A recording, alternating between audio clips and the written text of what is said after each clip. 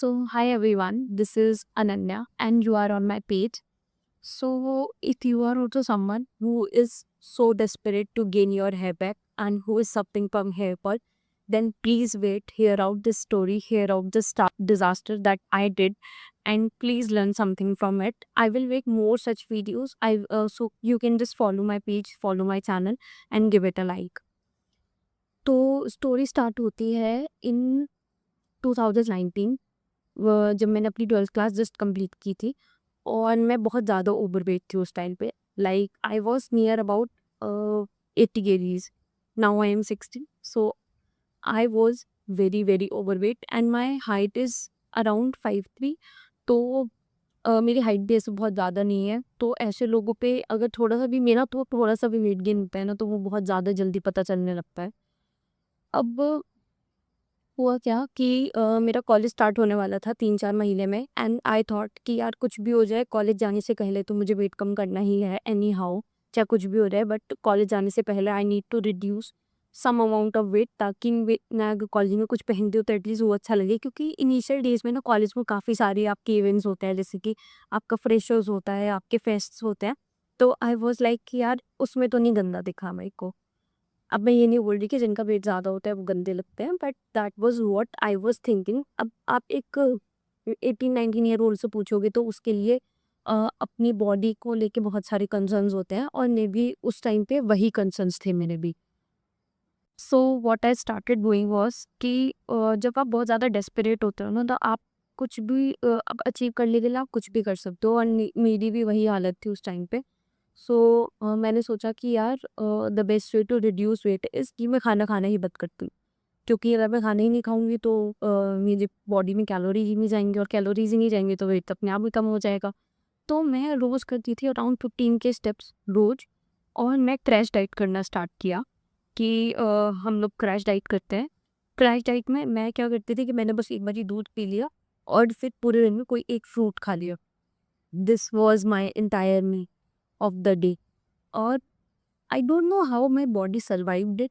मुझे नहीं पता कि मेरी बॉडी ने उस टाइम पे कैसे सर्वाइव कर ली वो सारी चीज़ें, but that was the most stupidiest thing anybody can be. कि सबसे बेवकूफ़ी भरा काम हो सकता है ये अगर आप कर रहे हो ना अपनी बॉडी के साथ। You are literally putting your life on stake, कि आप अपनी बॉडी को बोल रहे हो कि तू भाई ख़त्म हो जा, please don't do it. I request you, please don't do it, please don't do crash diets. This is the worst way of losing weight. मेरे फ्रेंड्स ने भी किया है, एंड सबके जो रिजल्ट आए हैं ना, वो सबका सेम ही रहा है। And now I will talk about the result. तो वेट कम हो गया, वेट कम हो गया था उसमें। हो भी जाएगा, सबका हो जाएगा, मैं बता रही हूँ खुद, कि आप क्रैश डाइट्स करोगे ना आपका वेट कम हो जाएगा, बट द आफ्टर इफेक्ट्स वो 4-5 साल तक भी ना वो आफ्टर इफेक्ट्स कभी ख़त्म नहीं होगी। You will suffer even after about 4 years।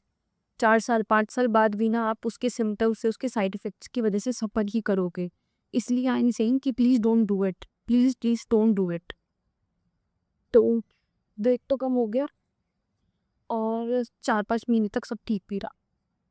मैंने कॉलेज जाने से पहले क्रैश डाइट की।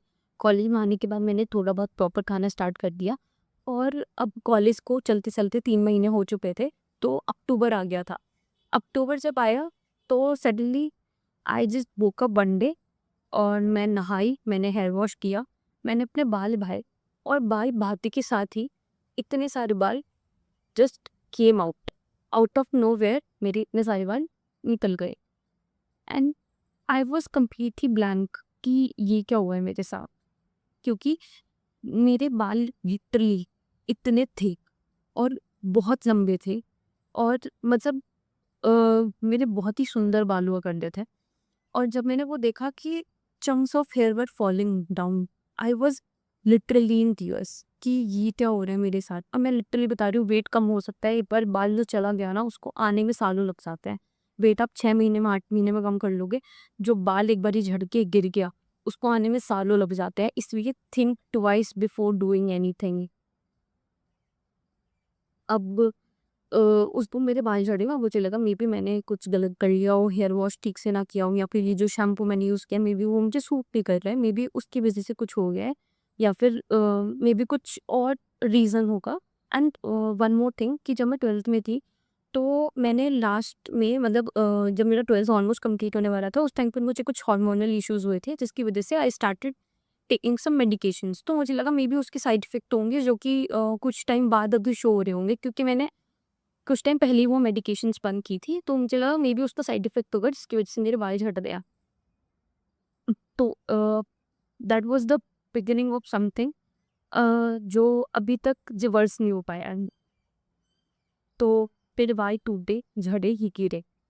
अगले दिन मैं उठी, same happened and this cycle continued for so many days कि आई वाज़ कंप्लीटली ब्लैंक कि ये मेरे साथ क्यों हो रहा है? ये मेरे साथ क्या हो रहा है? और why is this happening to me? क्योंकि मुझे अपने वेट से उतना फ़र्क नहीं पड़ता था, जितना मुझे अपने बालों से पड़ता था। अगर कभी कल से पहले भी मेरे बाल थोड़े बहुत झड़ जाते थे ना, तो मैं बहुत कॉन्शियस थी अपने बालों को लेके।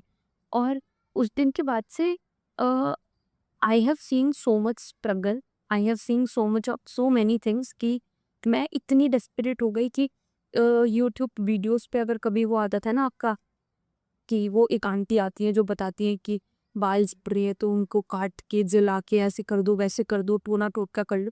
आई was ready to do that as well कि बस मुझे मेरे बाल वापस मिल जाए। I was ready to do anything and उसके बाद आई थिंक चीज़ें बहुत ज़्यादा मेरा मतलब डाउनफॉल में ही गई हैं। लेकिन then some things changed and good things do happen, but they take time. और वो आप कुछ ना कुछ सब कुछ आपको कुछ ना कुछ सिखा के ही जाता है। So just wait for part 2। I